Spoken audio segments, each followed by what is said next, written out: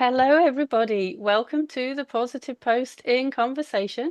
I'm Zazie Todd, and I'm delighted to say we've got a really interesting, thoughtful topic to talk about today because we're going to be talking about human remains detection dogs, and we've got two incredible guests to talk to us. So I'm joined, as always, by my friend and co-host, Christy Benson. Hello, Christy. Good morning. And as well, we've got Kim Cooper and Kat Warren. So Kim Cooper is the owner and senior instructor at Best Friends Dog Training in Ottawa. She's been training dogs for over 35 years. She earned a degree in aerospace engineering from the Royal Military College, and she served for 14 years as an officer in the Air Force before making a non-traditional career move and becoming a professional dog trainer.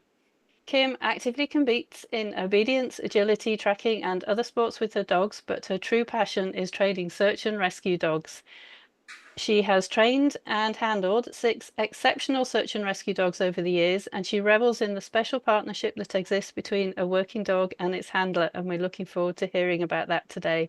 Some of her accomplishments, and she has a huge long list of accomplishments, but some of them include having certified 4 search and rescue dogs to OPP standards, something which only 20 dogs have ever achieved, and she coached some of those other ones too. And she's handled multiple dogs on what was at the time, and perhaps might still be, the deepest water find by dogs in Canada at 218 feet. So thank you, Kim, for joining us today. Thank you for inviting me. And our other guest is Kat Warren. Kat is the author of the New York Times bestseller, What the Dog Knows, Scent, Science, and the Amazing Ways Dogs Perceive the World, which is published by Touchstone. And actually, we've had her on here before, and I'm going to put the link to that in the show notes at the end. What the Dog Knows was longlisted for the Penn E.O. Wilson Literary Science Writing Award, and she also wrote What the Dog Knows for Young Readers, which is published by Simon & Schuster for young readers. She's a retired professor from North Carolina State University, and she currently researches and writes about scent detection dogs and archaeology. She lives in Durham, North Carolina, with her husband David, a German Shepherd Rev, and a Boykin Spaniel called Brio. Hi, Kat. Thank you for joining us today. Thank you, Zazie and Christy and Kim. It's great to be on. I love this topic, so thanks for having us. It's a really interesting topic, and I've got a first question which is going to go to both of you because I want to know how you got started working with search and rescue dogs and cadaver dogs. And so I'm going to put this to you, Kat, first, and then also to Kim. Great. Well, I mean, I got started quite accidentally in the early 2000s with a dog where I was thinking that he was going to be an obedience dog, sort of a sport dog, and he was a singleton and was actually a dog aggressive or simply dog antisocial. And so part of my finding a way to work with him ended up via the scent work. And I happened to have a trainer who had done this for many years, and introduced me to what was then called cadaver dog work. We call it human remains detection, more commonly now. And it was a wonderful transition because we had a canine team in Durham.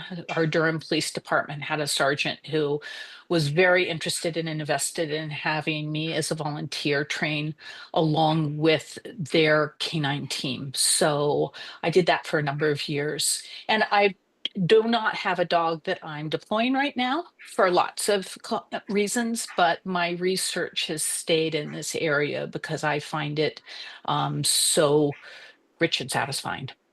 And such valuable work. Thank you. And Kim, how did you get into this? I started over 30 years ago, just combined two things I loved, which was training dogs and being outside. And back then, there really wasn't such a thing as a cadaver dog or HRD dog. But as the first decade or so went along, we started to realize a lot of the time the civilian volunteers were getting called on searches later. And the searches at that point often didn't have the happy ending we might like them to have, and that we should perhaps be looking into this specialty as being necessary. So I started to cross-train my dogs to do both live and deceased. Had a couple of dogs in there who were specialized to just do human remains. And yeah, it's an incredibly compelling journey. I'm not sure if either of you have done scent work with dogs, but once you get started in it, you just get hooked. You can't stop.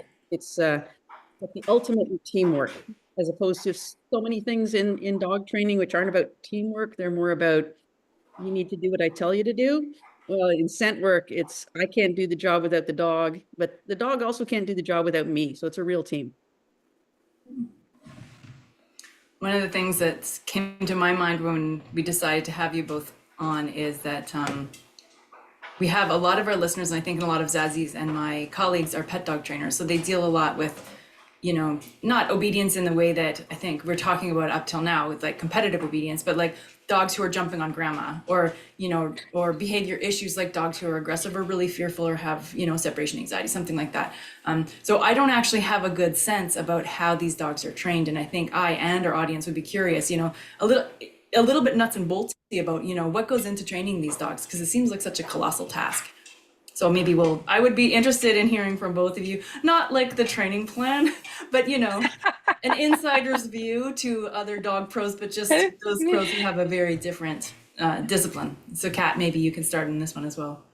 Well, I mean, very quickly, and I want to send it over to Kim, but, you know, scent work is one of those things where you make finding a particular odor or set of odors valuable to the dog, right? And so when Kim talks about teamwork, it's that notion that most dogs are pretty good at using their noses. Some are better, right? So part of the training of this is just handling and timing and making it into the most fun game in the world, because human remains um, uh, do not have a particular sort of pre-given emotional set for the dog, right? We impose a lot of that when people talk about, oh, does the dog grieve, right? And it's like, if you're training the dog properly, the dog is doing the absolute opposite of grieving. The dog is going, oh my God, I have found this thing. And so I think that part of the specifics of this, and Kim can talk a little bit more, is that, you know, the nose and training the odor is like one set of things, but all around it is a dog that's environmentally sound, who loves to work with you, who um, who has where you are working in as a team and can recognize when a dog is in scent and working scent, as opposed to just going and literally finding the scent. And especially as we talk about the kind of work with burials where scent is more diffuse, right? Even a different set of challenges. So it's one of those things that not all dogs can be good at it. It's one of those things where people need to be really honest about the time commitment and the kind of dog that you need to do this. And I'll let Kim take it away because she has the kinds of dogs who can do this. Yeah, I mean, at its root, it all starts with classically conditioning the dog to associate a particular odor with something of value. There's different ways we can do that classical conditioning or that imprinting process. Some people, for example, might put the target odor and some food side by side, so the dog just literally associates that if I go to where the odor is, I'm going to find food. Other people might take rolled up towels and sort of drench them in the scent and then play fetch with the dog. So as the dog's running out there to fetch his favorite toy, it also happens to have the odor, the desired odor. And that's the basis to just build the value for the odor. Then we have to, teach the dog what the indication is that we want. And it's all well and good to talk about this very clinically and very, like the recipe of making borscht. But underneath all of that is you've got to be injecting heart. The dog has got to want to do this with all his heart and all his soul so that you can count on him to do it under the most difficult conditions. That's amazing. Thank you. Yeah. Yeah, we talk about commitment to odor, right? And that very term of a dog that has commitment to odor is such a huge part of this, and figuring out how to build that and maintain it. And, it's so easy to take a dog who's actually very enthusiastic about this and sour them by, pushing them too hard too soon, right? So there isn't one recipe, as Kim said, and there's 100 different ways you can train this, right? There's not like, but the end result has to be the same, is that you need a dog who is rock solid if you're going to deploy them. Even in these cases where they are not forensic cases, legal cases, where the stakes with burial grounds to me are as high as the stakes with some of the more commonly associated scent work tasks of finding the missing. And I think it kind of blows my mind that dogs can still find these historic burial sites and maybe bring closure, or if not closure, at least answers or a different set of questions to people. And I know, Kat, you've been involved in some historic searches. So can you give us an example of one of the historic searches that you've been involved with? Yeah, I mean, the one I'm sort of working with right now is one on a portion of Bureau of Land Management land in Maryland, where there was an abandoned farm/plantation, and finding the burial ground of where the enslaved might have been buried, um, uh, using dogs and ground penetrating radar. But also, the dogs are such a small portion of this at some level, right? And I mean, dogs are a wonderful essential tool, but they are one small tool among many. So it really is maps, it's historical, it's oral history, people's memories. I know that for Kim's work, and she'll talk about this, I mean, it really is the memories of the people who are deeply involved and invested that help bring some of the understanding we have, right? So yeah, and so finding this area in the woods, which was literally cheek to jowl with the white family cemetery. And then what I'm doing now is actually working with the African American community there, of the descendant community, of um, uh, finding the stories of the people. And we won't know who's specifically buried there. These are unmarked, and we're not going to disinter in these cases because it's actually unethical. And but the issue is to say, is there a way both to commemorate this and also to create a better understanding in the community of what has been lost, and needs to be reclaimed? Not necessarily just this space, this ground, but also the stories associated. Yeah, I like that focus on what's been lost and what can be reclaimed. I think that shows just how important the work is, really.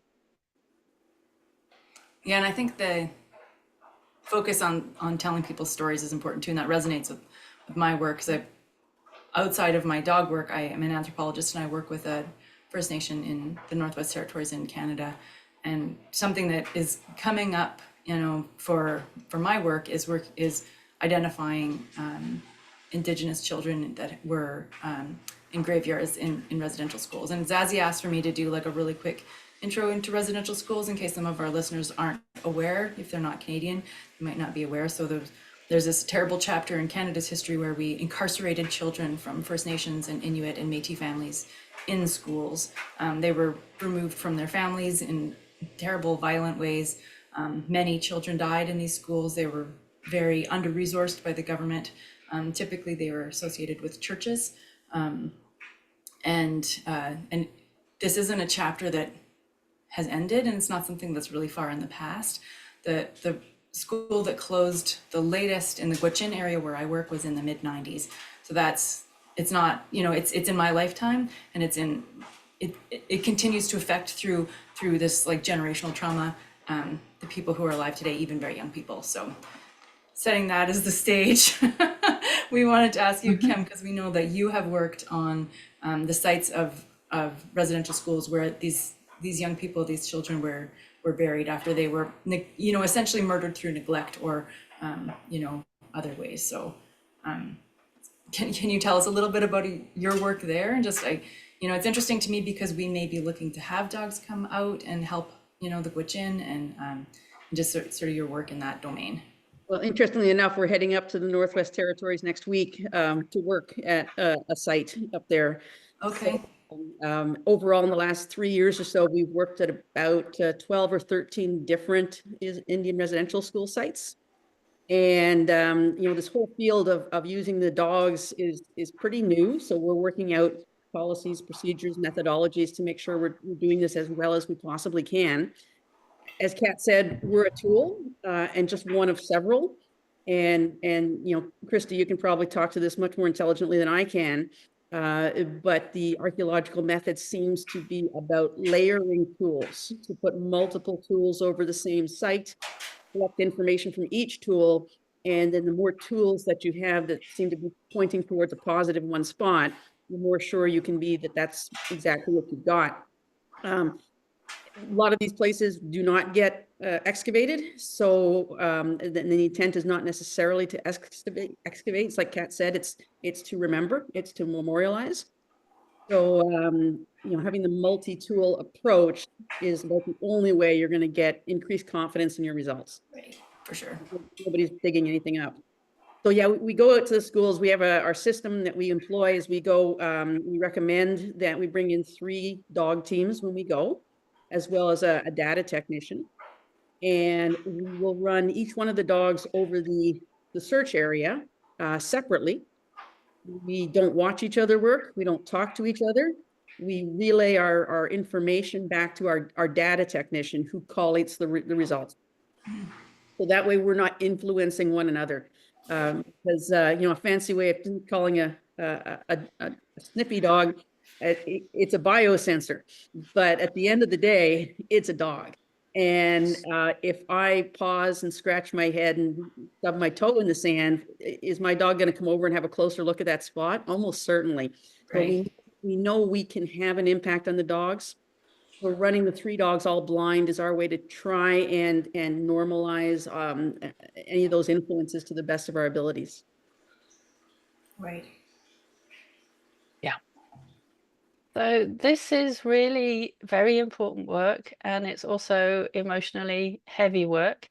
And I imagine that sometimes it must be quite physically demanding as well, such as especially perhaps on the searches for people who are recently missing, who maybe you're running through woods or whatever after the dog. So what does it feel like? What's the emotional side of this like for the handler while you're working with the dog? And I'm going to put this to both of you, but probably to Kat first and then to Kim, please. Well, you know, Zazie, I still have very clear memories of all of this. And I will say that what my reaction, if when I was working with the dog, was that I was so deeply focused on the dog and the dog being properly deployed and my being relaxed and not having my tension run down the lead, because certainly in cases, high profile cases with homicide, it was inevitable, right? But having a dog that's resilient enough to just sort of flip its paw at you is like, I don't care about your feelings. I'm going to go do this. And the fact is that um, I think I've described it. We know that when people go in to do jobs and to do them right, they set aside certain kinds of emotions in order to do those jobs. And so there were certainly cases that were missing children cases, actually all of them in their own way, that would prey upon me in the days and weeks and months after a search. During the search, I think between adrenaline and that need to do as excellent a job as you can to help your dog do their best, sort of mitigated against sort of bringing all of that into the field. And I will say just briefly, and Kim has, I know, much experience with this, the same kinds of stakes happen with burial ground work. And perhaps there's less of a sense of urgency, but the people involved and the stakes that are involved with them, um, it's deeply emotional and deeply resonant. But once again, when the dogs are doing their work, I mean, they're so happy.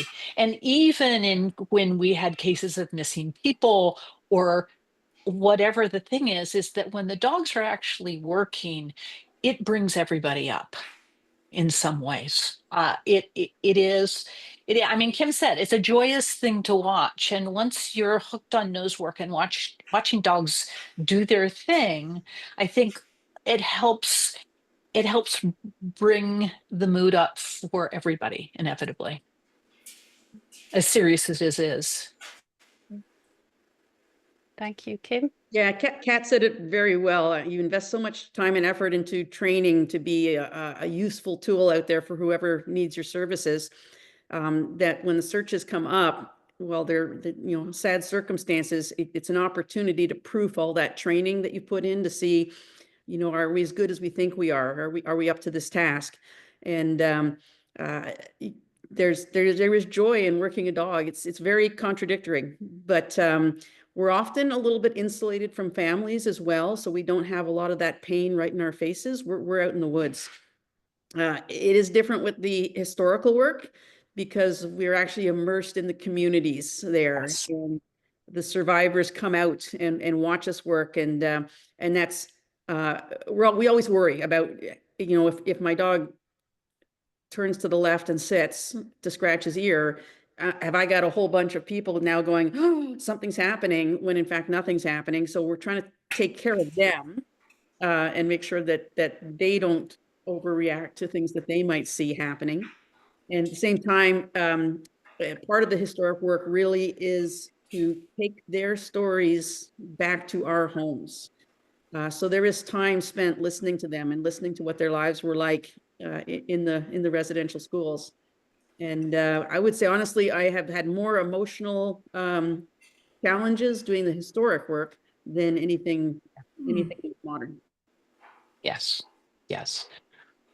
I'm in such agreement with Kim on this, and working on a burial ground in Richmond, and its history is so utterly tragic, and working with a descendant of that burial, and then working with the people whose great grandparents were enslaved in Maryland, and the resilience of the communities and the ingenuity of the communities, and all of that is always just coupled, because I'm doing genealogical work as well, and I'm going through old wills and finding these records of lists of enslaved people, and how much they cost and what lot number these folks were, is inevitably, I will be sitting at my computer with tears running down my face,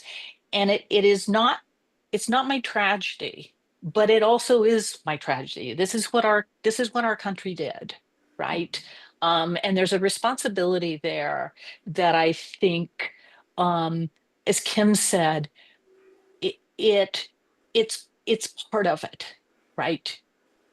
Inevitably, it's part of it. This is for us U.S. history, and a U.S. history that we still amazingly haven't grappled with, as we can sort of tell, because of our current situation, right? So all of those things, plus the dogs and the science and the scent work, and just to note quickly about Kim's work, that I remember, Kim, when you sort of first reached out just in a text going, how would we start this work? How would we do this work? And as she says, it is new. Folks over in Croatia are probably some of the founders of this work. A woman named Andrea Pintar and her husband Chris Nikolic, and an archaeologist there. But it is coming up. It is happening, and I think Kim and her team are some of the folks in Canada who are doing what I would say is sort of cutting edge work with combining dogs and archaeology. Just to brag on you, Kim. Sorry. I'm good. It has Sort been of a going to wait into my couple of next years. question, which is, sorry, go ahead, Kim. Did I interrupt you? I was just going to say that it's been a fascinating couple of years to be that there's literally nobody to ask questions of as we're trying to forge a path forwards, because the dog training world has not really been in this place before. So it's fascinating, it's exciting, it's challenging, and we just hope we're doing right by it. Yeah, I was going to say that somewhat leads into my next question, which is about how people approach us. I know my assumption is that none of us are members of the communities of the, the descendant communities, as you would say, Kat, of the, the graveyards that you're dealing with. So I'm curious about, how do communities reach out to you, or is like just, how do these projects actually get started? Well, in our case, we've been reached out to in a number of ways. A lot of the communities are organizing their own search for unmarked graves. Some of them are hiring a contracting firm, such as an archaeological firm, to actually take care of their project management. There has been some government reach out at times. There has been development corporation reach out at different times. So we've had a series of different employers, as it is. Right. And each is very, very different. And one of the first ones we went on, it was dictated by court order that dogs had to be used on this particular site. And so we were brought in to do it. We were being followed by government, development corporation, and community members. And you knew that all three of those groups wanted a different outcome, which I'd never experienced in search and rescue before. In search and rescue, everybody wants you to find it. And here we knew we had people there who didn't want us to find anything. It was very different. It was very different. Yeah, And I think, well, it's so interesting because, here in the United States, we were on the cusp of doing some really wonderful things at the federal level, because the National Park Service and Bureau of Land Management, and there was legislation coming through for burial ground research and work. All that has come to a halt. So I think it will be very interesting to see moving forward.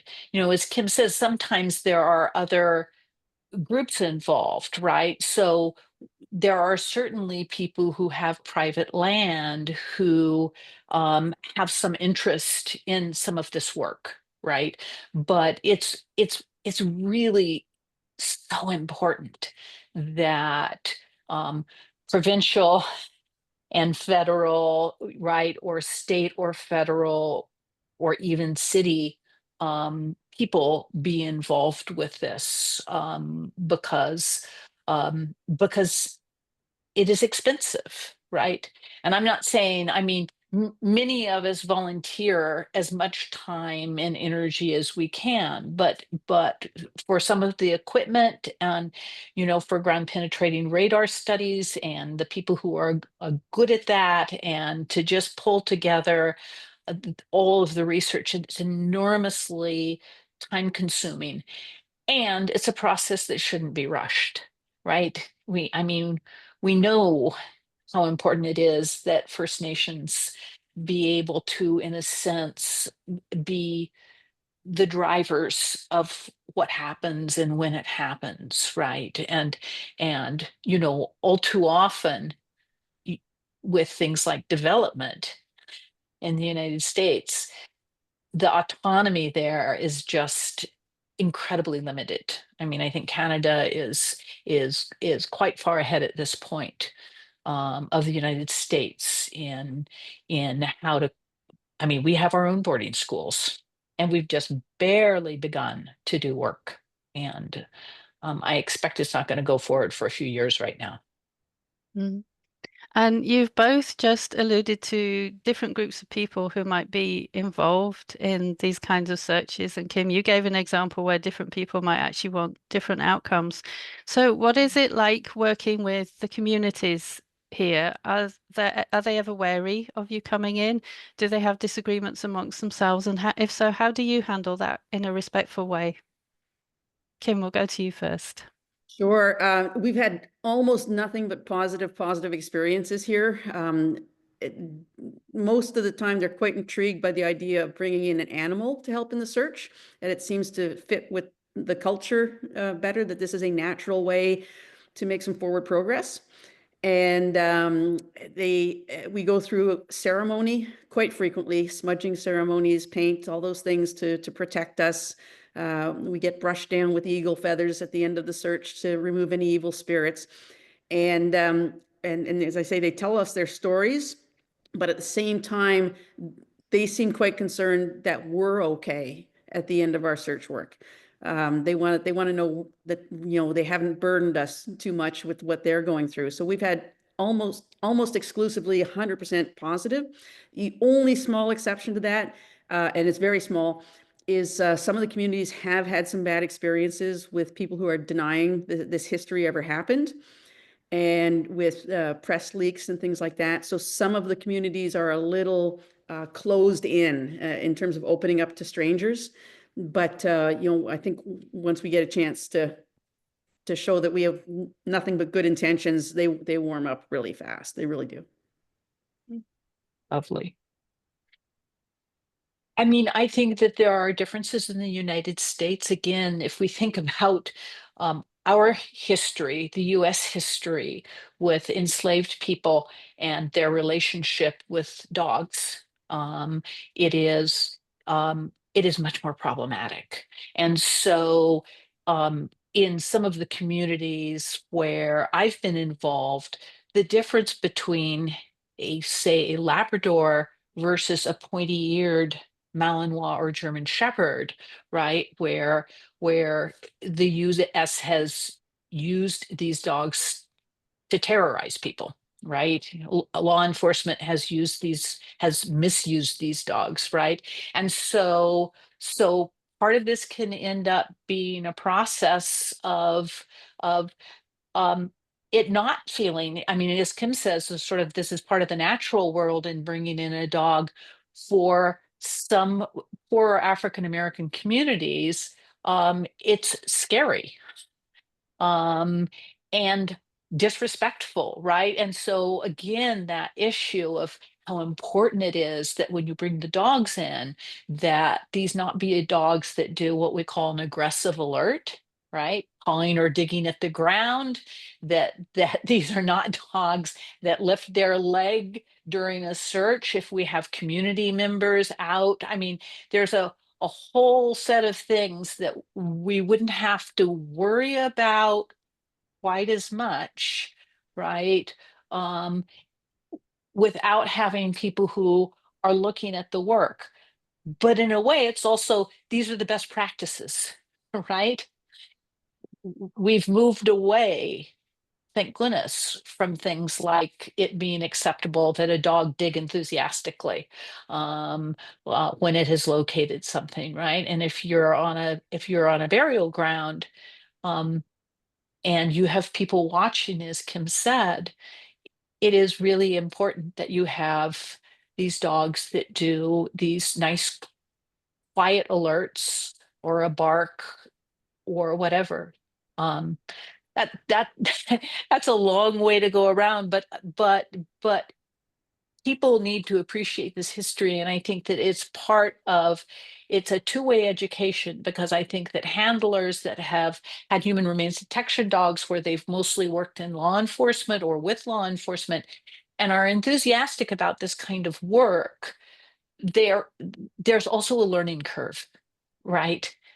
Because it is very different work, and that willingness to sort of take in that part of our history and everything else in doing this work ends up that handlers are learning some very different skills than they might have had working uniquely with law enforcement. Yeah, that is so interesting. I could fully see that unfold in my mind as you were saying that, for sure. I know, Kat, you mentioned this already, so I know you do bring in historical documentation to your work. But I guess the general question is, do you rely, or, you know, how do you work with oral history? Kim, probably also, work with oral history because you're talking to community members, and I'm assuming elders are there with you. Kat, so we're curious about how do you bring that into your work, and what do you do with that? I mean, oral histories are not just about there's a burial ground here, right? The oral histories are this is what I know, right? And very often, for instance, I've been having conversations with um, three older men in their 80s whose grandfathers were fishermen on the Potomac. And the connection between their history of their grandfathers being fishermen on the Potomac, that the great grandfathers who were enslaved, that was one of their sort of early jobs, both during enslavement and right after emancipation. And so that issue of saying there's a continuity here. It's not just about going back and saying, tell me about what you know about your great grandfather who was enslaved. It really is this whole history of resilience and skills and what kind of future came out of this person who was enslaved, who was there against their will. And in some ways, so those histories become very long and very complicated, and in a sense have very little to do about the space where they might be buried, as opposed to that larger context, right? Yeah, for us, we're just dog handlers, and all the ologists out there, the archaeologists, the anthropologists, they do the oral history, they do the collection, and then they just tell us where to search. In the interest of good dog handling, we actually don't really want to know why they want a particular area searched, because again, that might skew how we handle the dog. If they say, oh, we've got stories of 12 bodies buried here, well, I'm going to go over that ground 17 times till I find at least one of them. Whereas if nobody tells me there's anything there, I'll go at it as I should, in a very unbiased way. We do get the oral histories when we're sitting around having coffee during a break. They tell us some of the stories. And about the only other way we hear about it is if we do, come back with a report and say, yeah, we've got the dogs indicating in this spot over here. It's going in the report. It's a fait accompli. Now will you tell us why you had a search there? And then, we'll get, yeah, we have several stories from survivors who said that they figured there was a couple of burials over there. Let me Thank add you. just one thing to that, because I think it's so incredibly important that one of the reasons that dogs are so helpful is that they're a way to narrow down areas, because things like ground penetrating radar are sometimes difficult and it's time consumptive to clear areas enough, and sometimes those areas can't be cleared. And it's not that the dogs are putting their noses directly over a possible burial. That's probably not usually where the scent may be the strongest, but the dogs are great at sort of helping define an area where you then can bring in additional tools, right? So it is that idea. Kim talked about layers, and it's that idea of all of these different mapping systems and the dogs and ground penetrating radar and sometimes LIDAR that help create a three-dimensional picture of what's there. I am really feeling the weight of colonial history at the moment, especially as a Brit as well as Canadian. But I think so the dogs play a really important role in these searches, and they play a special role that only a dog could do. So I'm thinking about what kind of dog is suitable for this, because one time, this is the only time I've ever really been to a nosework class. I went as a volunteer with a Malinois who was at the shelter, who was not coping with shelter at all, did amazingly well at the nosework class, and staff arranged for them actually to be transferred out to see if they could become a scent detection dog. And I don't know the outcome, but that was a good thing for the dog that happened. So we think of this kind of breed? You mentioned Malinois and German Shepherds and Labradors. What kind of dog is good for this work, and where do you get them from? Kim, take it away first. You have your prejudices, I have to say. I have very strong prejudices towards pointy-eared dogs myself, yes. But it's more about the characteristics that you need in the dog. So they have to have, well, I'll tell you, a really good search dog, what we are doing in training that dog is we are capturing and capitalizing on a mental health problem that they have, which is OCD. They need to be absolutely obsessed with a toy or a reward system, whatever our reward system is. They have to be just anytime, any day or night, any day of the week, I'm ready for that reward.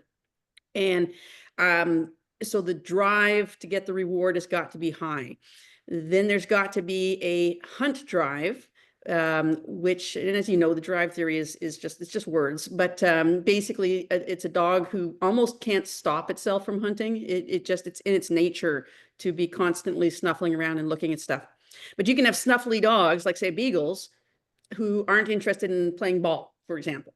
So you cannot capture that drive because the dog does it for himself and not for the ball. So we need to have that balance that, yes, you want to sniff, but you want to sniff for me and for what I have in my pocket. And then on top of that, you have to look at physical characteristics. They have to be fit, healthy, able to move around easily in more challenging terrain.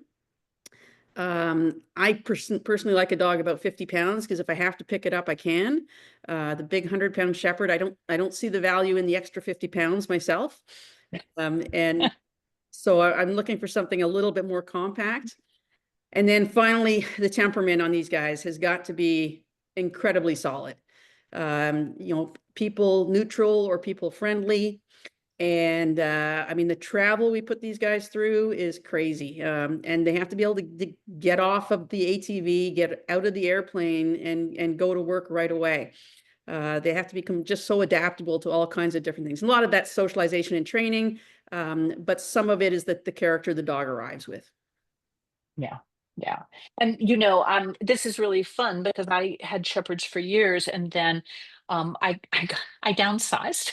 I got a Boykin Spaniel, and he's 40 pounds and is a brilliant hunter. I mean, he sadly has a bad hip and a bad knee, genetics, right? And so I had to make the decision that I was not going to train him for historic human remains detection, as much as that disappointed me. However, he is like winning placements in nosework trials because he comes out and is ready to work. And like Kim said, he brings all the characteristics that something like a Dutchie, a well-bred Dutchie, well-trained Dutchie, or a Malinois would bring. He's a little hunter, he's a little hunting machine, but has that same desire to communicate at the end, right? And all of these dogs, they may start out going, I'm going to do this for the ball. All of them get an inherent pleasure out of the act of hunting, right? That is part of it. It is like the border collie that herds. The border collie is not waiting for a treat at the end or a ball. The dog is being driven by that. And I think that's the nice part, that you're capturing both of those things with scent detection dogs. And it's also a reminder to people who have pet dogs, who are sort of interested in the scent detection world, is that it is a sort of a deeply satisfying sport, activity for your dog to do. And it is why reactive dogs, et cetera, can sort of find their place in the world with these kinds of sports, because it satisfies them, right? They think less about being worried about environment. And we all love looking at pictures of Braille, so on Facebook, he's just so cute. I kind of want to eat him. He is like a little. I have not ever had a push button dog. that dog is a little push button dog. He's just right. And it's true that there's a level at which I want to go, oh yeah, but I want a layered, complicated German Shepherd. And then I go, fine with it, just a waggly tailed, right? And the spaniels and the Labradors, but especially the spaniels, are much more common in Europe as scent detection dogs and human remains detection dogs than they are here. And I think that there's a good reason for that. It's a very different kind of dog, but it's equally as devoted to these tasks. Yeah, and sometimes I have this discussion with my wife because we have kind of separate dogs. We have our dogs, but they're sort of, especially when they're bad, you know, they're your dog. Her Yes. dog is a spaniel crossed with a cattle dog, and I think she would be great. Oh Yeah, my God. but like she's ridiculously adorable. She's the right size. She's very like she would chase a stick for 7 years straight. You know, like but then the dog who's recently kind of become a little bit more in I'm not sure how this happened because it's definitely her dog, but it's sort of become my dog, is like a 150-pound livestock guardian dog that we have for ravens. Wow. And he's not any of these qualities. He doesn't care about food even really. He can feed himself with chicken food. Like he hangs with the chickens. He's like, I need you not. And I'm like, how could I could set him, what opportunity could I give him? Barking at everything? Like I could be like, no barking until you do X, Y, Z. So, but it would be hilarious to me in my mind. I see like, what if I went to like one of these, you know, courses or something where you go to see people and I have my livestock guardian dog. Here I am. Okay, anyway, sorry.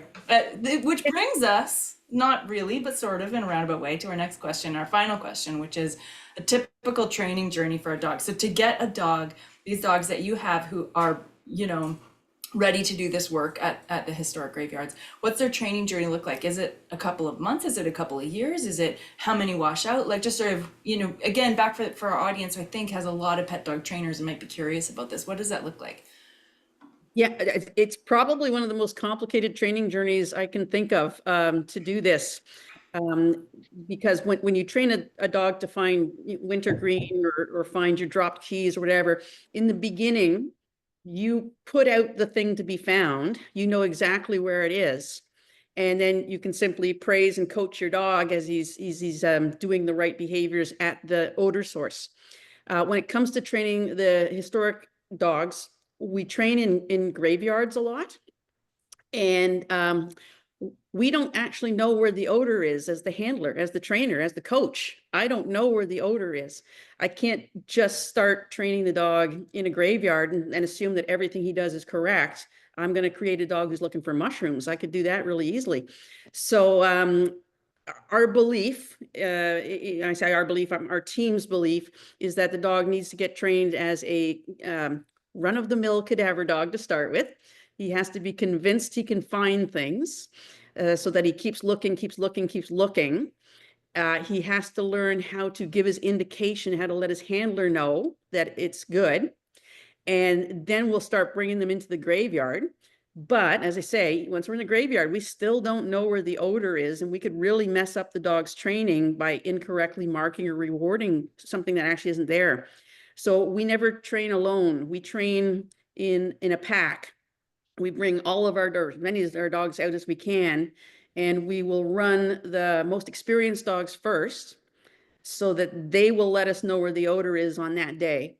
And then we can bring in the junior dogs and we can feel better about any kind of mark reward system we're using with them, that we're probably rewarding the right thing. So it's way more challenging than anything I've ever done before. And I can't imagine how a single person with a dog could do this well on their own. I really think it needs a team. I think you need a team to do this well. Yeah. Yeah. I mean, I agree completely with Kim. And, you know, just to add a little fillip of complication to this, when Kim said, you know, running the dogs, the scent can be very different in a burial ground from the AM and 7 a.m. as opposed to 5 p.m. The scent can move into completely different areas, right? And so you have all of these unknowns. And then again, I think that that people who are interested in this, this is not a replacement for standard human remains detection dog work. This needs to be a kind of ideally an additive thing, because the dogs need to work in a kind of different way, right? Just as when you train a dog to detect on water, you're working with the same scent to some degree, but it's a very different system of how the dog can communicate with you, and teaching them. I think that Andrea Pintar works on genocide cases, right, in Europe, and also on old archaeological sites as well. But when you're looking at that kind of work, they are doing grids in farmers' fields with the dogs on long lead, drones overhead, right? I mean, it is enormously demanding. And so, as Kim said, there's no typical journey. The last question is, do dogs wash out? The answer to that is more dogs should wash out. Okay, it is all sorts of things that can happen, right? But one of the things that needs to happen in cases of working with cadaver dogs is that these dogs need to be at the top of their game, because the stakes are high, and and not being honest about your abilities and your dog's abilities, because you love doing this work, won't cut it. um, I don't want to end on that. You'll ask us a Well, nicer final question, but I think it's really important.